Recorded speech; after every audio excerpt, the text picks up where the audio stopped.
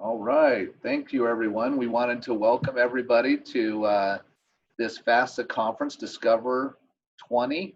And we have a great session here lined up for you here at 12:30 with Bobby Starling, and we're gonna get into that. But first, we've got some housekeeping items that we wanted to go through with everyone. First is, at the end of the session, I'm gonna provide an exit ticket code that will register your attendance at this in the FASA system so that you'll get credit for attending. Also, we would like to have you download the FASA app in either the Apple Play Store so that you can have that, and you'll also get another code that I'll give you that gives you points once you're in the store so that you can redeem prizes, and you can also be entered into different drawings and different things. So there's a lot of great things going on there. Also, as you do your social media, there's a hashtag, which is hashtag FASA conference. And it would be fantastic if you could take some pictures, post them on your different Facebook, Twitter, Instagram, what have you, so that people can follow this conference and know the great time that we're having together. So those are some of the housekeeping items. There's some Zoom features that we would like to remind you of. There's a chat feature where you're able to share your ideas, and the presenter, Bobby here, will be able to see your questions, and she can address your questions and answers that way. You can also, if you have your camera on, you can also raise your hand and she can see that also. But generally, you just chat in your questions and then she's able to respond that way. All right, so let me introduce myself and our company. We're Audio Enhancement, and I know that in the state of Florida, we have many teachers, principals that have interacted with our company. We want to thank you for that. It's been a great privilege to be part of your school system. Basically what our company does is we provide microphones to teachers that allow all students to hear, no matter where they sit and no matter where the teacher is in the classroom. That's our basis of what we do. But in the last few weeks, we've had a lot of teachers call us and ask us the question, what if I were to wear a mask when we open up in the fall? Will my audio enhancement system still work? So we wanted to do some studying on that and do some addressing to find out if our system needed any alterations to it to make it work, or if it would be okay. And we found out that it's really just fine with the mask, and it makes a huge difference with the mask. So for those of you that have the systems in your classrooms, we recommend, let us know if you need anything, but we can, let's make sure batteries are charged and systems are functioning, because if in fact if a teacher were to want to wear a mask, it would even be more important to wear audio enhancement at that time than it would have been even without a mask. And we'll show you some of that scientific data that we ran. But I had this question when I said teachers called me. I called one of my friends, who's Ron Clark from the Ron Clark Academy, and I said, Ron, I'm getting questions from teachers about wearing masks in the fall when they open and the system working, and he goes, let me work on that for you. So Ron did a little video. It was kind of impromptu, just him and his classroom a couple of weeks ago. So I will show you that really quickly and show you the difference that it made. So everyone, I wanted to show you an example of how this works. So in my classroom, and let's say for example I had to wear a mask. Now I don't have a mask, but I'm going to use this sheet, this shirt, just to say how it would work.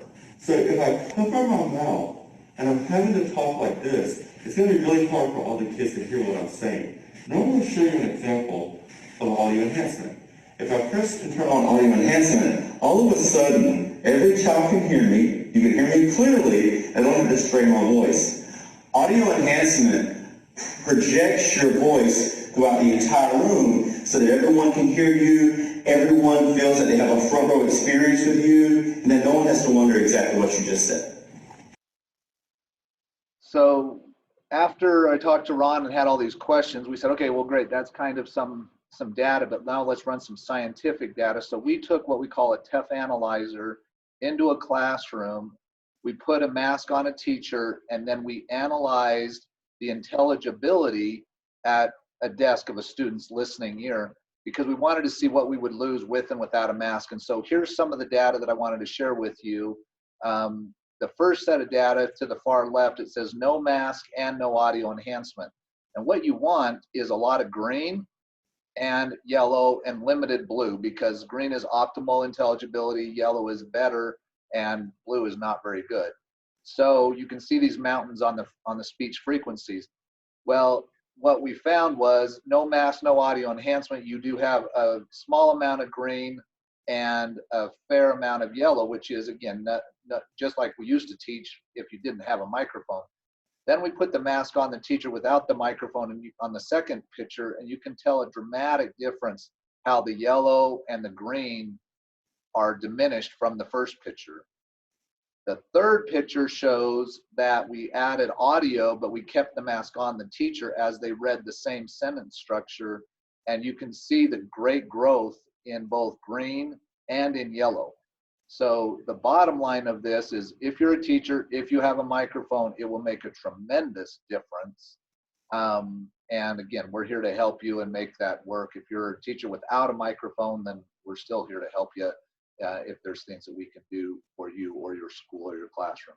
We have, this next slide will show you that we have both an installed system that can go in a classroom or a portable system that can go. The portable system has been pretty popular this last month, where schools are saying, well, let me get 20 of these so that I can at least pass them around to teachers, no matter where the teachers are and what my needs might be as a school. So that's come about.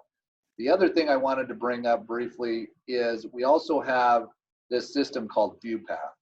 Many people have said they needed to record their lessons in the classroom, and we've had this system out for a few years. Some of you might have it in your classrooms in Florida, where there's a camera and the teacher can record their lessons at any time, and then they also can share their lessons and manage their content, and then share their lessons with a student at home. This next slide shows that there's many ways to record. It's not just in the classroom. You can also record from a webcam, you can record from a phone, or you can record from a portable system if they were going to try to share a system that could be taken from room to room. So these four systems, it's all the same system, okay? It all goes into the same workshop, but it's they all work one with another so that the teachers can deliver content, and not just to their own class, but you might have some teachers that would want to share their content with all the second graders of their school and different things like that. So it's a huge technology, and it's something, like I said, we've been doing it for years. We also have this version where people are saying, well, wait a minute, I want to do it live.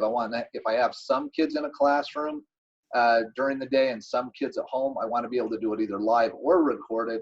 And this one actually allows you to do both. So if you want to do live, you push go live, and if you want to do recorded, then you just do recorded. So that's who we are. That's what we're doing. This is who I am and the company. The code that you can use on the bottom is what you'll need to put in is one of the FASA codes, and that will get you points into the drawings and into the prizes. So that is something else that you will want to have. So let me go on to introduce Bobby. So Bobby is going to be presenting this next one, where the session title is STEM Anywhere, Anytime, Anyplace. Bobby, as you can see here, is an educator. She says an engineer wannabe, a lover of STEM, computer science and technology, a life learner. She's always knew she wanted to be a teacher. From her first job at Centennial Elementary School upon graduating from the University of South Florida. She's been an educator for 28 years, finding each and every day rewarding. And her experience includes all grades, elementary, middle, high school, gifted, district, and you can see it goes on and on of all the many different things. Currently, a specialist in innovation and technology and computer science and STEM for Pasco County. She's an Apple teacher, a CAD designer, Google and Microsoft Tools certified trainer. Throughout her educational career, it became more and more evident teaching and leading in rural Title I schools that kids need a digital innovation. Technology became the great equalizer, providing experiences, engagement, and opportunities with kids that kids were missing and needed to complete globally. She became a national winner of LEADS, the PBS Digital Innovator in 2015, and in 2018, she became a LEADS for PBS Digital Innovator, an all-star they called it. Bobby constantly looks for innovative ideas for engaging students in the 21st century. And a fun fact is, Bobby is a coder, a Harry Potter fanatic, and she claims a tech nerd. So she even invented a drone game, Quidditch. So we're excited to hear from Bobby today, and we will let her take over the screen and inform us of all these amazing technologies and talk more about STEM. All right, well, thank you, Jeff. And it looks like you are already engineering some solutions to the problems of not being able to hear with a mask. So it's perfect STEM introduction. That's what we are all about, those real world problems and finding solutions to those. So I am going to.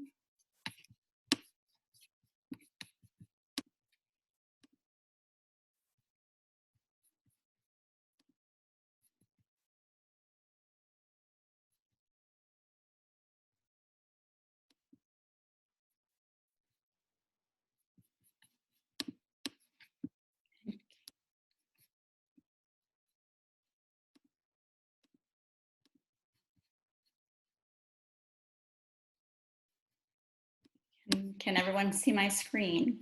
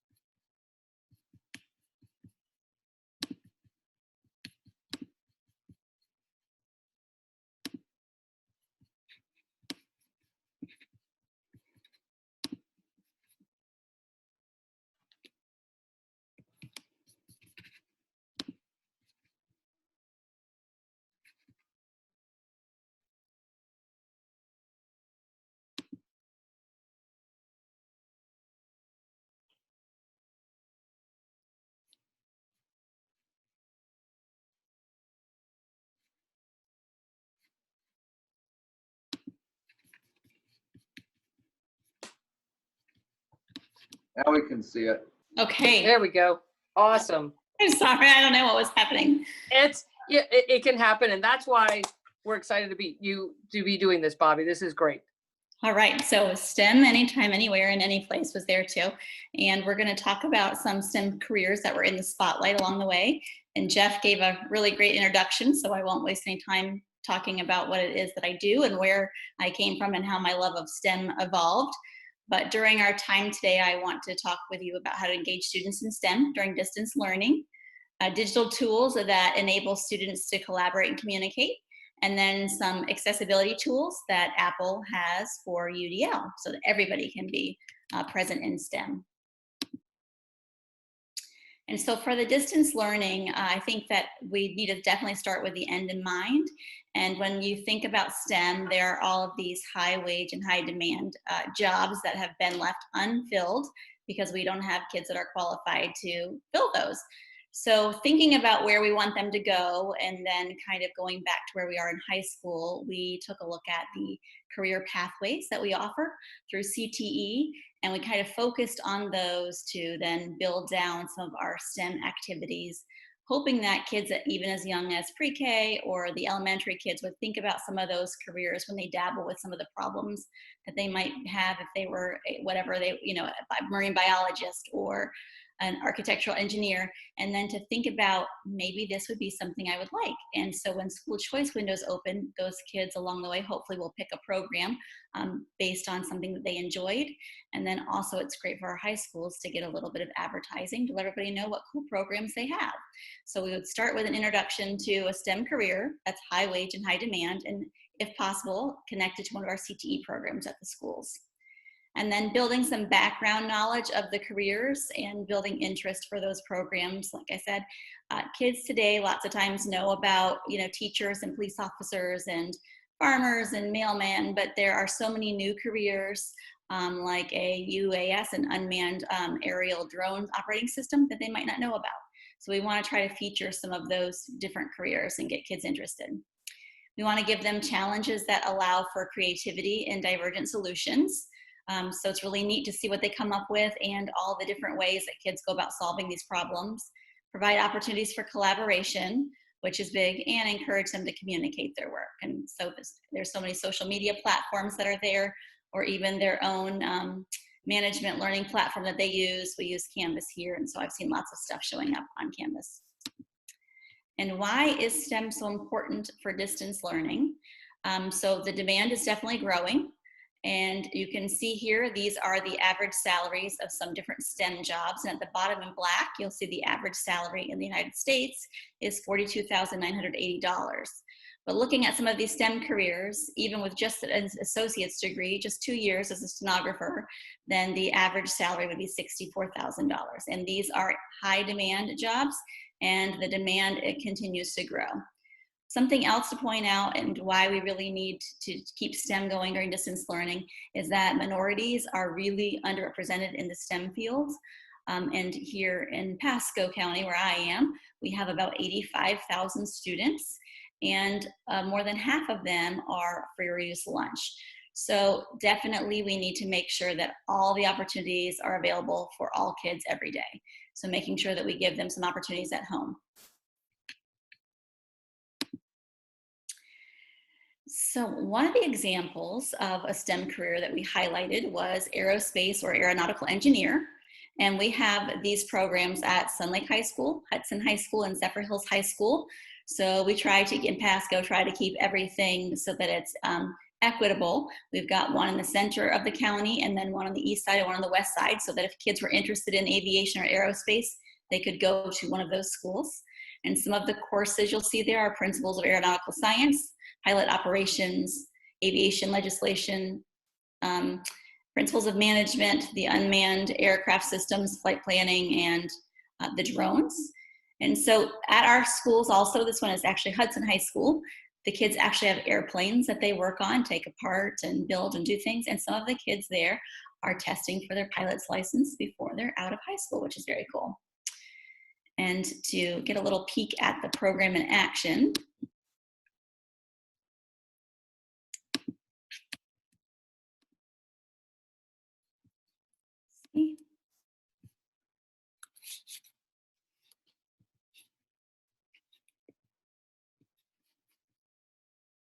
maybe it's not gonna work either. Okay, so we're not gonna see the program in action.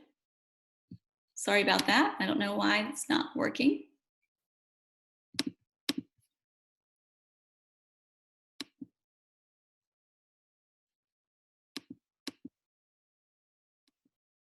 Ah, now it'll work, okay.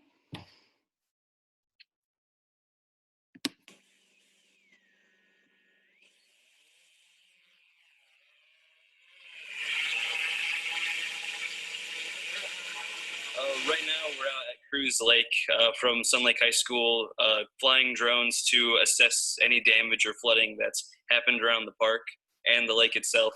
Right now we have a drone flying out surveying the southern coastline. We're just checking to see if there is any flood damage or anything that's really happened to affect the area in a significant way. Megan or John, I need you to be able to hear what he's yelling and then yell to them because they're going to be getting low.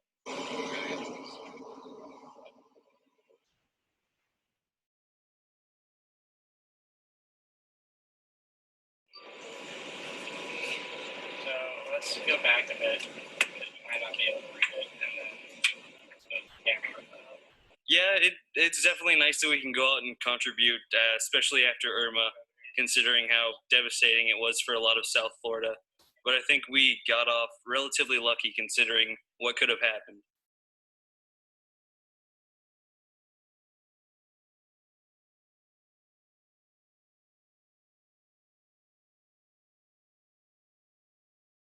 Well, this is an experience that these kids are getting that's real world experience. So these kids are going out and serving their community. Yeah, it's really awesome to be able to have this professional equipment to be able to help our community. Tristan, you're awfully fast. All right, so I'm going to stop it there.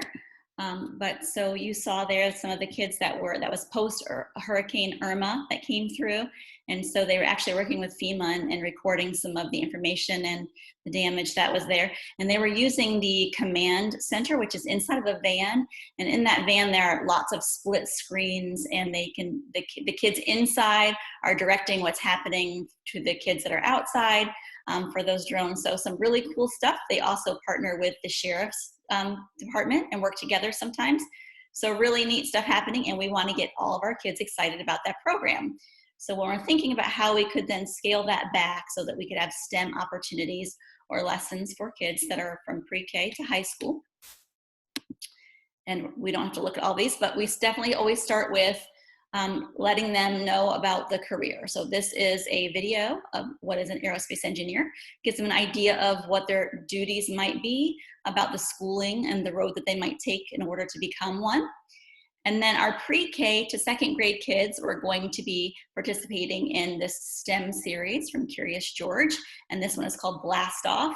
And the challenge, what they're actually going to be doing is they're going to make a straw rocket that they'll be shooting and testing it and modifying it. They can add paper clips to the top, change the design, blow with more force, all those kinds of things. And then at the grades 3 to 5, the same video with that background, but they're making a puff rocket, which uses a water bottle and some clay at the top and a straw. So they squeeze that in order to see how far the rocket goes, and lots of questions, great vocabulary in there. And they collaborate with classmates through FaceTime. They can also use Skype or any of those things. At the middle school level, they used an engineering challenge on developing the best paper airplane. And they're asked to record their flight and measuring those using clips and putting those together and sharing and collaborating. And then once we get to the high school level, they're going to be doing this challenge for a jetliner, which I think I can pull up so you can see what it looks like. So for this one, it sets them up and lets them know that they're going to have to create a commercial jet that is going to be fuel efficient. And it's going to they're going to have to check for safety, capacity, speed, and range. And so they'll actually go through these and try to build the best airliner. And this is an interactive that is available through PBS Learning Media, which they have so many wonderful free resources. In fact, everything that I'm going to show today is free. Is there anyone that has a question so far?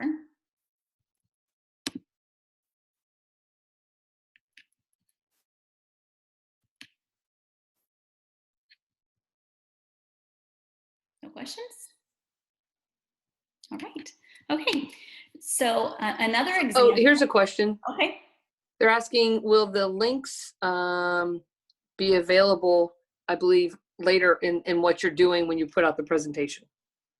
So I could make those links available if I could give them to someone, or if I had emails for the participants, I could definitely share. Okay, that'd be great. Yes, I would love to. Thank you. Sure. And so then another program that we are featuring was the biomedical program. And of course, right now, it's on everyone's mind what's happening with COVID and those biomedical programs. And so this is a little bit of a focus to Wendell Crane Technical High School.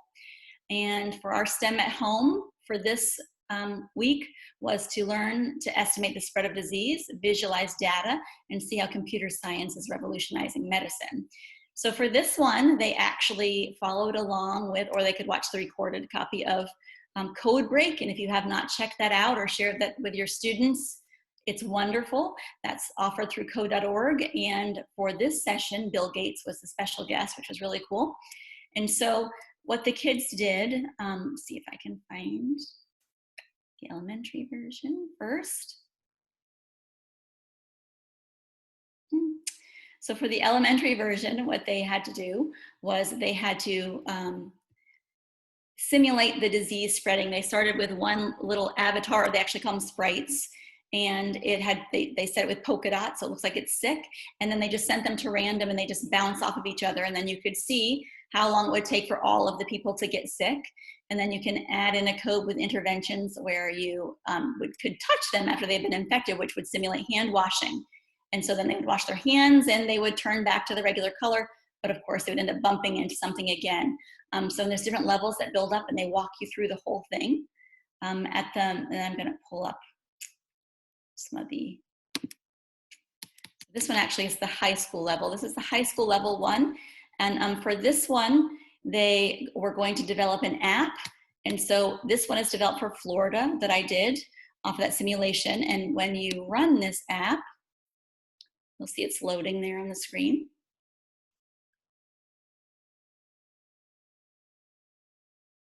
It might take a minute with a virtual Zoom. Here we go. So on this graph, this is for Florida, the cases up here and then the deaths. And then you can see whenever you scroll over, you get all that information with dates and numbers. And then down here, all of these are links. So this one's Florida information, Florida donations, and then volunteer opportunities. And each time you click one of the buttons, you would be taken to the website that would give you that information. We're going to continue, check that out. So that button is taking us to what you need to know about COVID-19 in Florida with all that information. And so what's really cool about this is that obviously it's something that is really current and relevant. It's happening in the news. But this code, all of the functions are already created at the top.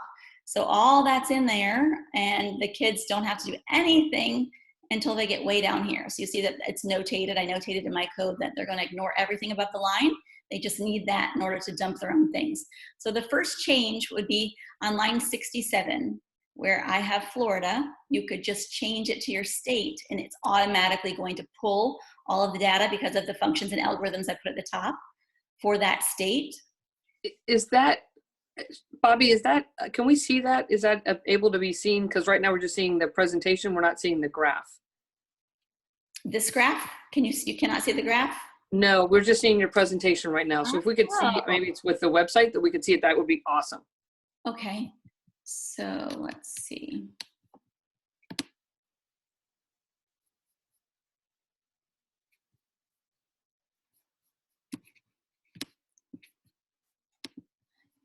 And it might be under the share content. You need to share your web instead. Got it, okay. Yeah, stop the current share and go to the one.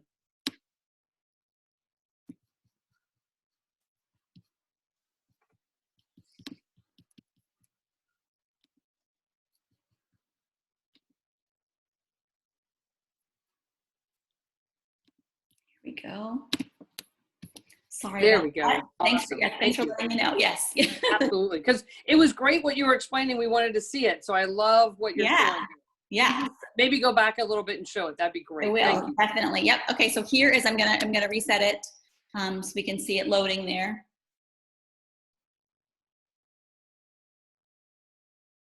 And now it's gonna take a long time, I guess, huh?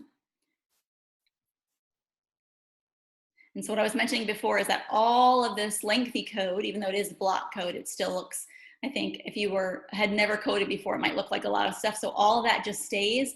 And that was just me creating all the algorithms and functions to pull from spreadsheets all of the current information for every one of the US states for COVID. So all of that would stay. And then I notated that here saying, ignore everything above that line, you just leave it the way that it is. And so the kids, when they get down to line 67, that's the first time they're going to modify anything. So Florida is here now.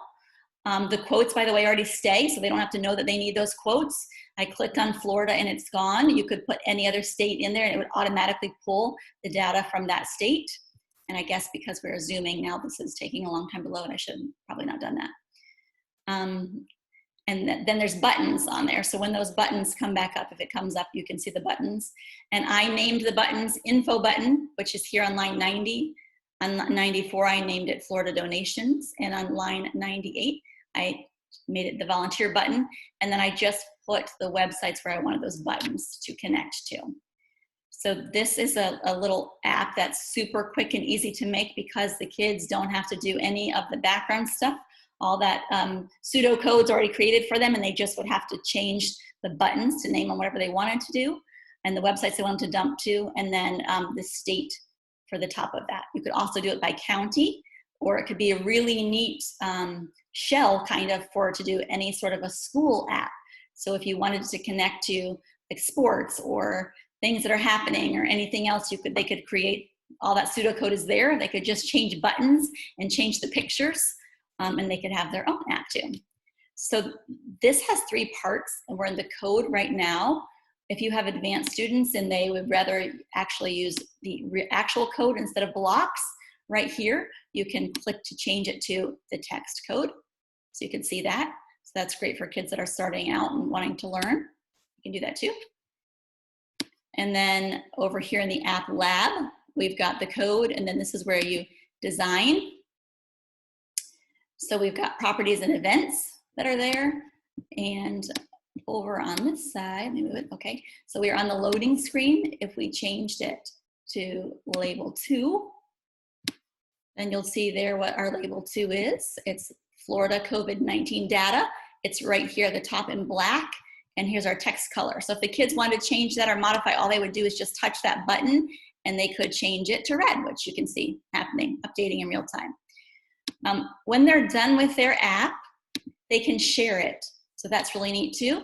When you share, you can send it to a phone number, or anyone can scan it using that QR code, or you could publish it, put it on Facebook or on Twitter, and then it will update in real time. So anytime you change or modify the app, whoever has that app, when they open it, it will change too. So that's pretty neat. And I'm sorry, it's not loading for some reason. Probably because we're sharing through Zoom. Is there anyone has a question on this?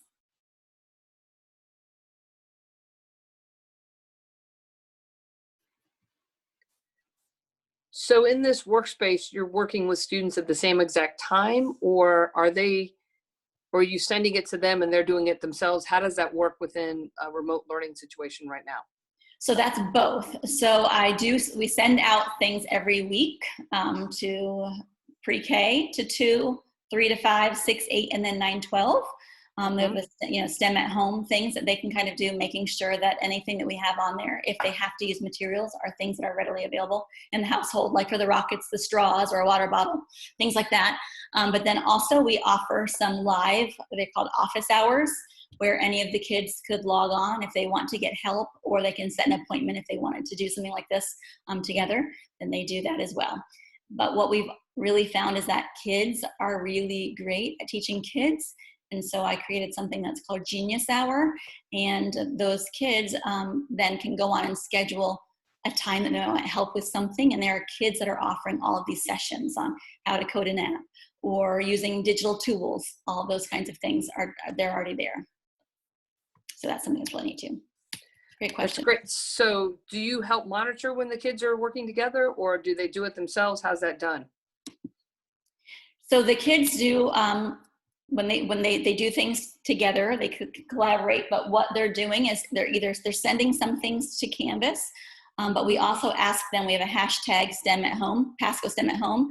So they're tweeting out and then sharing a lot of their solutions on social media. So it's really neat to see. And some emails have come in from families who have really loved the STEM at home, because they get together as a family and they create the engineering challenges or do these things, and they're enjoying it a lot. So really neat pictures and support has been coming in from lots of parents and families, which is really cool to see. I did change here from the loading screen to the home screen, just so you could take a look at it. And the chart isn't showing yet because that was still loading, but it will automatically pull in the deaths and cases of COVID in Florida. And these are those buttons that I was talking about. So if you click the button, it's showing us there, there's our button. Let's see if we run it, if it'll work. No, it's still gonna load. All right, so we're not gonna be able to get to that, I guess. Oh, here we go. It worked. Okay, so there we go. So now we have our cases here in Florida. You can see when I'm scanning over that line, you can see the date and how many we have confirmed cases. And then down here, these are the deaths in Florida. When kids are designing this, they can pick whether they want it to be a line graph, a bar graph, different ways that they can represent their data. They can change the colors to colors they want. So there's lots of little options in there that are really simple to do. And then these are the buttons. So let's see, now we can go. So now the button would take us to everything you need to know about COVID-19 in Florida. So really cool. I will tell you that some of the apps that have come in that kids have designed have been really interesting, really neat. Does anyone have a question?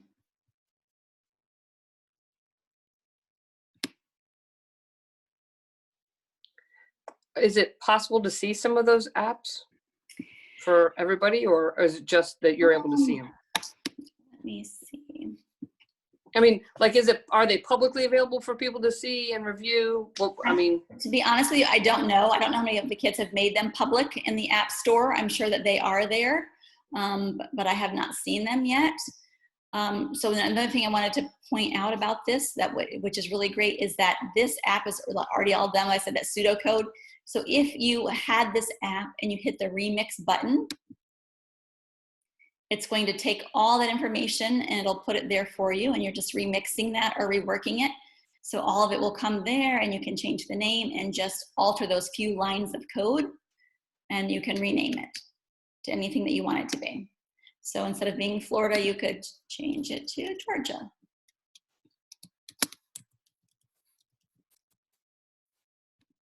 And then when you got to that first line of code that you would alter, which was line 67, I believe.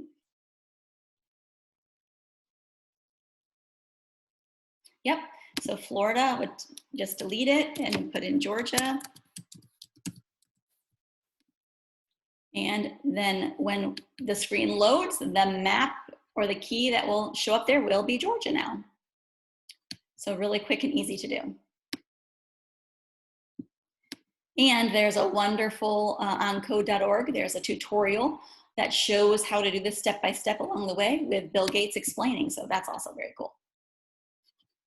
I'm gonna stop this one and go back to,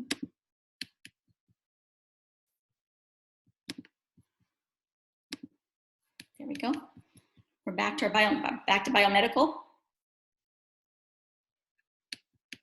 So something really cool that the kids at Wendell Print Tech have been doing too, one of the reasons why I chose them is that they have designed an experiment that was chosen to go to the International Space Station. And they are testing to see if antibiotics work the same in zero gravity as they do here. So that's pretty neat. I think we're getting close on time. All right, so some digital tools I definitely wanted to show and point out. Great tools for communication and collaboration. This one is Apple Clips, and I'm sure that probably a lot of people have heard of it, maybe some of you have not.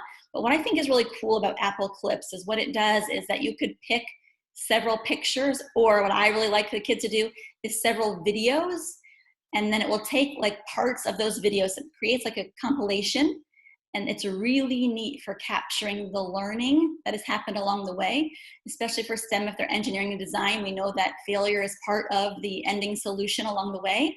So they can really capture what's happening every time they try a new iteration, and then they can put those all together to make like one clip, and it's really like actually seeing the learning journey happening from start to end, which is really cool. So let's see. And Bobby, I'll add in, one thing that's great about clips too is it's free, and it could be available if a student doesn't have a device, they could use it on a parent's iPhone or their iPad, and that's the cool part about that. Yes, thank you. I'm gonna open that link just so we can check that out. And it's not gonna work. I was okay. I'm gonna get the share thing down.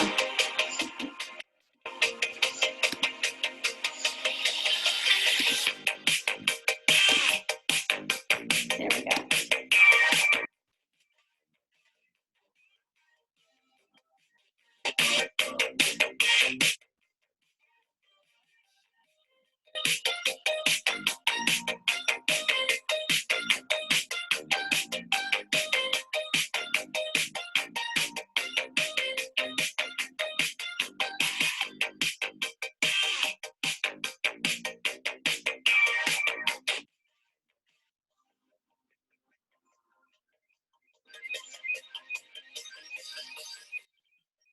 John Adams was a lawyer who supported independence.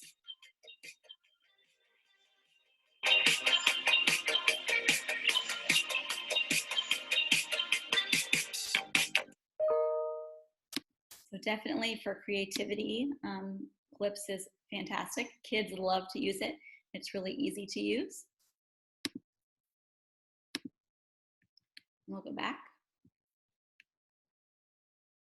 All right, so some other tools for communication and collaboration. And I know that there's a lot of tools on here and we're running short on time, but I wanna just talk about a couple. Flipgrid, which is really wonderful, allows kids to respond to a prompt or a video or a PDF or any of those things with a little video recording of themselves. Kids really love to do this. It's really neat for collaboration. You can turn on comments and sharing or turn that off so kids can comment on each other's posts there. You can make sure that you see them first if you want to moderate those before they're available. And Flipgrid has lots of free grids already created by other people and educators that you can also take those grids and make them your own. They have flip hunts, which are kind of like scavenger hunts that the kids really love too. So they can try to find answers to those different questions. So that one's really cool. Pear Deck, if you've not checked that out, it works with Google Slides and then allows you to make lots of different interactive features for kids. Pretty cool. Let's see, Play Post-it is really neat too. It was formerly EduCanon, and it allows you to take any video and then you can chop up that video to ask questions, create formatives, do lots of things along the way. Really neat. And Adobe Spark is one of my favorites as well. All right, so in order to make sure that everybody at home can participate in these STEM activities, I know that one of the big problems that we've been facing here in Pasco is how we are going to help out with kids that have IEPs and how we're going to help them along the way. So Apple is wonderful with their accessibility tools that are already built into every device. And some of those are here: assistive touch, closed captions, cursor size, dictation. You can see them and read. And in Pasco, something that we did was an accessibility week where we highlighted one accessibility tool a day. And then we got the teachers really engaged in using these. Something that we found that was a really great benefit of this is that all kids in every classroom really have some sort of struggle in learning. So these are not tools that are strictly for kids that just have IEP or are in self-contained classrooms. They are tools for any kid that struggles at any time with learning, which is a whole lot of them. So each day we had one, and this one is from day one, was for vision accommodations. And something that I found to be really interesting is that at one of the conferences I went to, Samuel Parisi from Apple was sharing about some of the different tools, and he told the story of a friend who was colorblind, and by using some of the tools with his device and looking through the camera with these accessibility tools for the very first time, he was actually seeing what the real colors of his clothing were in his closet. So that's really cool. And there's a lot of people, right, that have issues with seeing different colors or they have tired eyes. So there's lots of tools that are built in and free and ready to go. And one more little thing that I wanted to highlight is that our Teaching Academy, which is another CTE program and certainly a STEM career pathway, this is River Ridge High School, and these kids are striving to be teachers and educators, and they're building the future one mind at a time, is the slogan they have here. And what they did, what I thought was really, really cool, is they created these puppet shows featuring the accessibility tools that Apple has, when we're in Apple District here, to show how every kid can learn with these different tools and features. And I'm gonna show you just a little clip of one of them. And I'll remember to stop sharing this one and to share, let's see.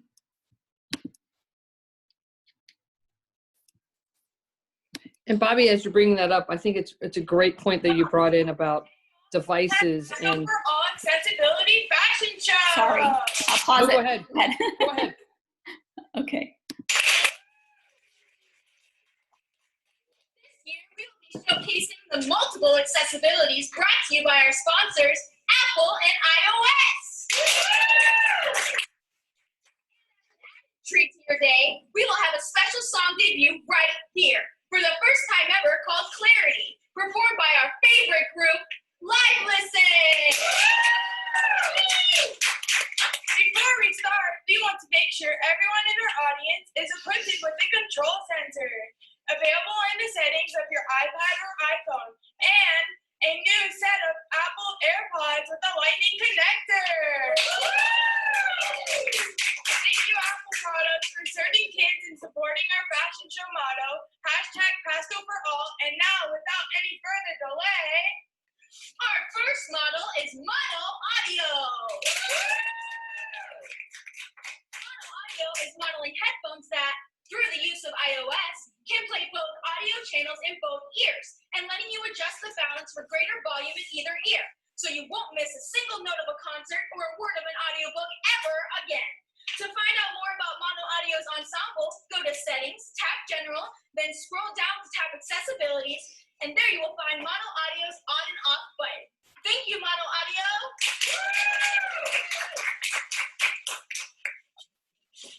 And we're gonna if we can keep going, because that's a great video. I guess and I think it's so important, and that you brought up, it's so important for everybody to be thinking about, no matter the device, but the accessibility features that are built into more and more devices.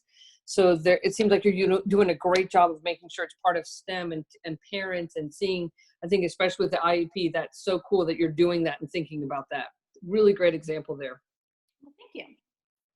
Yeah, I think we can kind of fast forward maybe to the song, right? Unfortunately, our next model series is busy. Let's see. Listen.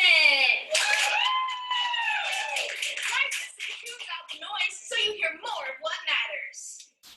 Live Listen is made for iPhone hearing aids, sound processors, and now AirPods, which can help better conversations in loud places. So turn on Live Listen feature and move your iPhone toward the people you're talking with. Now give it up for Live Listen.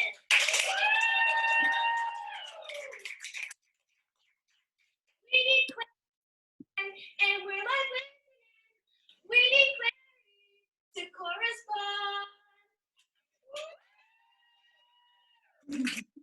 All right, so, and they made them for all of the different accessibility features for each of our day that we highlighted. So that was really neat too. Students that are really, thinking and about other students advocating for all of them. So that's cool.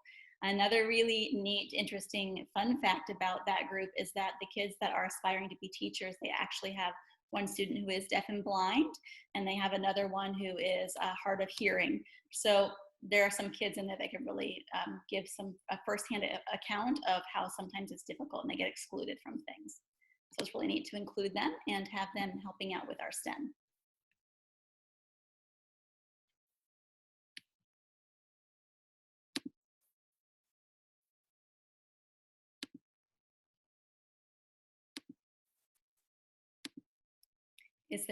Are there any questions? I know we have about 3 minutes left. I want to see if there's anybody that has any questions.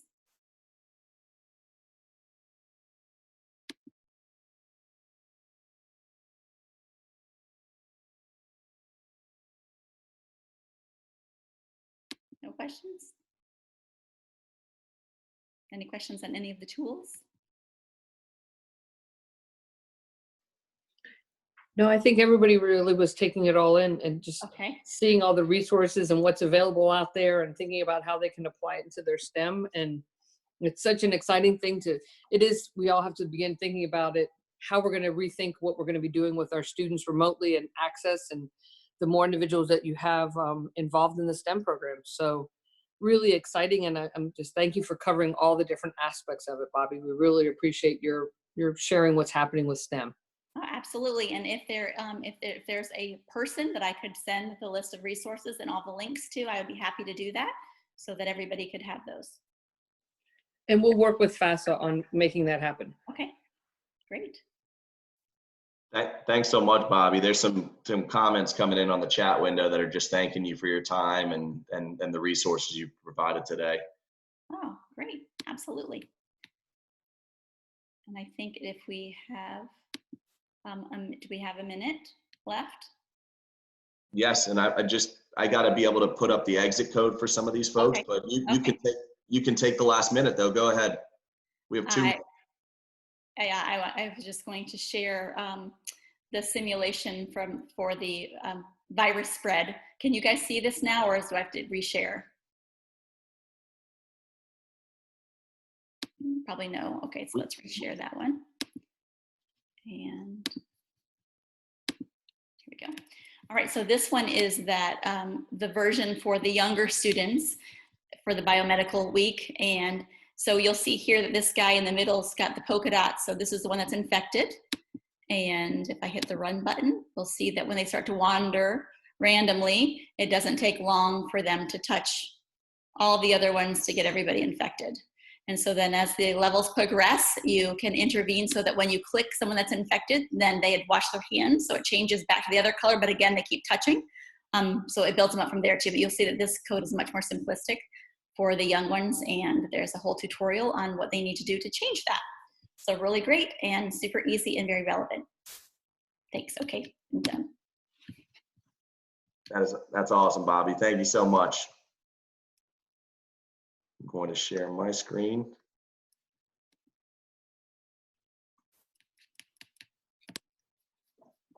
Thanks to everyone for joining, and Bobby, thank you again for sharing with us. Thank you. Goodbye. Have a good one, guys. Bye to my STEM egos.